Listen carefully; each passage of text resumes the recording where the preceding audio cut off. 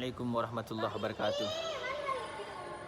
Yang terhormat Bapak Miskari LC MHI selaku dosen pengampu mata kuliah Sejarah Peradaban Islam. Perkenalkan, nama saya Bustomi dari kelas 1C Prodi Ekonomi Syariah. Saya di sini akan menjelaskan tentang periode pemerintahan Bani Umayyah dan Bani Abbasiyah.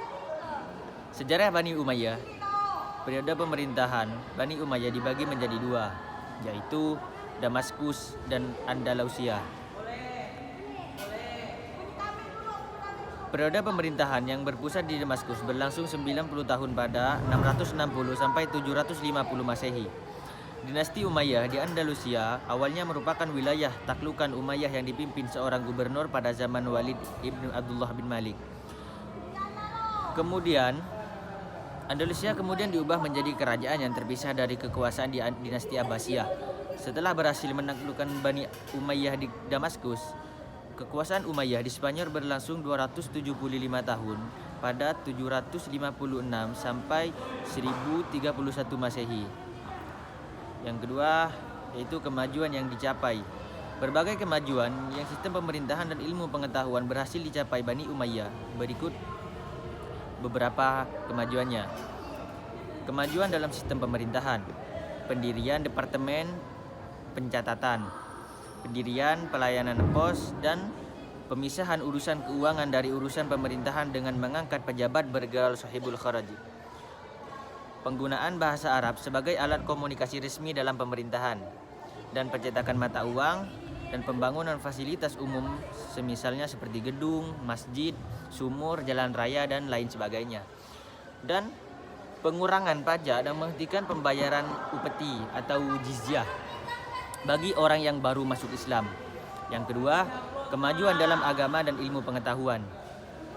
Penyempurnaan tulisan mushaf Al-Quran dengan titik huruf-huruf tertentu, dan membangun masjid Al-Amawi di Damaskus dan Al-Aqsa di Yerusalem, dan perluasan Masjid Nabawi di Madinah, dan pembangunan rumah sakit bagi penderita kusta, dan pengumpulan hadis dan menyamakan kedudukan orang Arab dan Arab sehingga kembali bersatu. Yang ketiga, keruntuhan Bani Umayyah. Ada beberapa faktor yang menyebabkan keruntuhan dinasti berusia 365 tahun tersebut.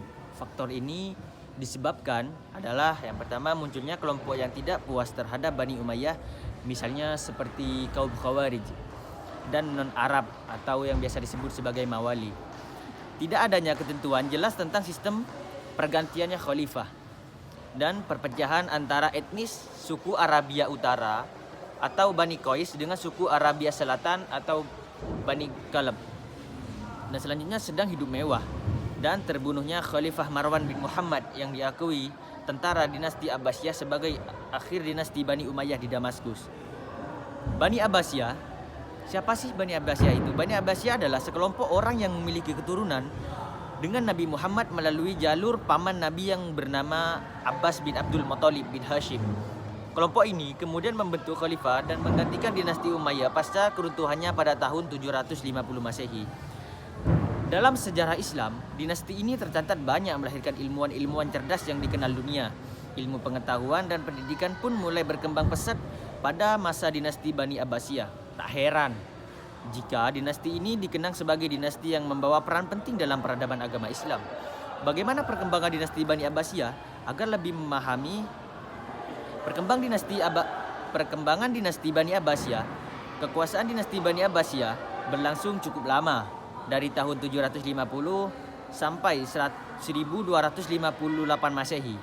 Puncak popularitas dinasti ini berada pada zaman Khalifah Harun ar-Rasyid dari tahun 786 sampai 809 Masehi, dan putranya Al-Ma'mun dari tahun 813 berlangsung sampai 833 Masehi. Periode pertama, masa pengurusan Persia. Pada periode pertama, dinasti Bani Abbasiyah mengalami banyak kemajuan dan mencapai abad kejayaan. Masa kekuasaan periode pertama berlangsung di bawah kepemimpinan Abu Abbas sampai Al-Watski pada tahun 750 sampai 847 Masehi. Kemajuan dinasti ini dipengaruhi oleh beberapa faktor, yaitu karena terjadinya asimilasi dalam dinasti Bani Abbasiyah. Kemudian partisipasi orang-orang non-Arab dalam perkembangan dinasti ini, khususnya orang-orang Persia, dan perkembangan dinasti yang berfokus pada pembangunan peradaban Islam. Yang kedua, periode kedua masa pengaruh Turki. Beberapa dengan periode pertama, pada periode kedua ini justru dinasti Abbasiyah mengalami kemunduran. Periode ini berlangsung sejak tahun 847 sampai 945 Masehi. Yang ketiga, periode ketiga masa pengaruh dinasti Buaih. Periode ketiga berlangsung sejak tahun 1945 sampai 1055 Masehi. Pada periode ini dinasti Bani Abbasiyah semakin mengalami kemunduran.